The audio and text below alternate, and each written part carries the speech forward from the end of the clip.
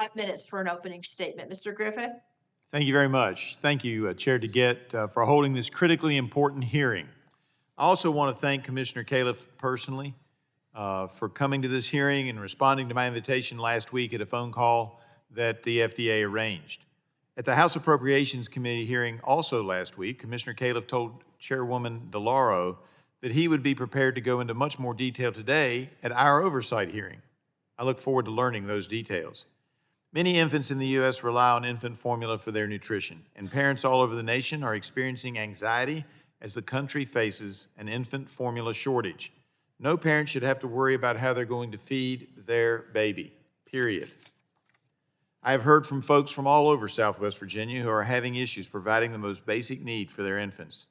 The big question I have today is, why did the Biden administration let the shortage become so dire before acting with any urgency? I anticipate that we will hear different excuses today, and frankly, I'm not interested in debating in-stock rates or whether babies can switch from one brand to another, depending on their health needs. I'm looking for answers and for a long-term plan moving forward so this doesn't happen again. So how did we get here, and when did this infant formula shortage begin? On one hand, the FDA says the shortage issue has been on their radar since March 2020.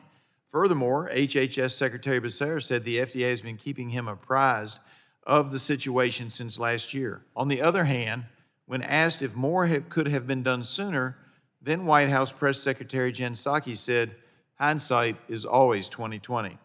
And in response to criticism that the White House was too slow to respond, President Biden told reporters, if we had been better mind readers, I guess we could have, but we moved as quickly as the problem became apparent to us. So which is it?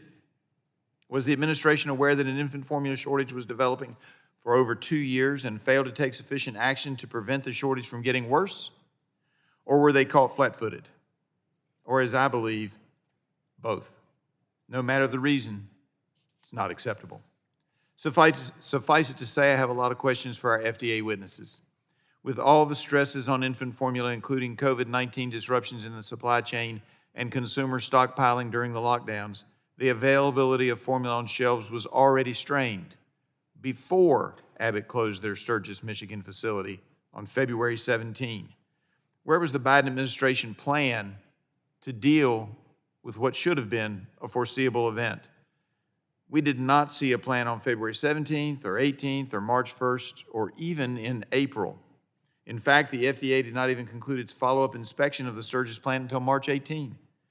And it wasn't apparent until mid-May that the FDA and the Biden administration took this issue seriously and began to act. Why did it take an onslaught of national media attention for the Biden administration to act with the sense of urgency that is required to adequately address an infant formula shortage?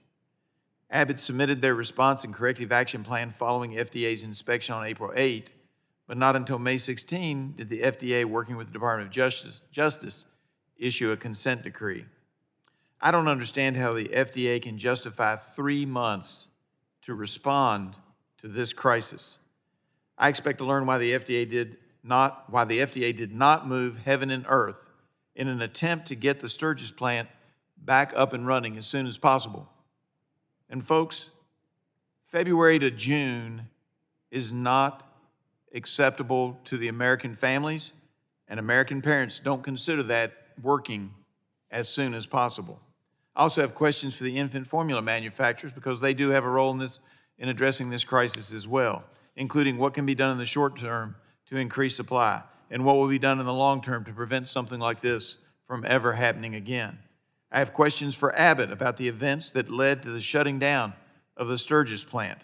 I hope to hear from Abbott about the status of the plant and Abbott's ongoing efforts to safely reopen the plant. Being a parent brings an incredible amount of joy, excitement, and love. But it can also be an incredibly stressful time for parents, and parents should not have to worry about how or if they're going to be able to feed their baby.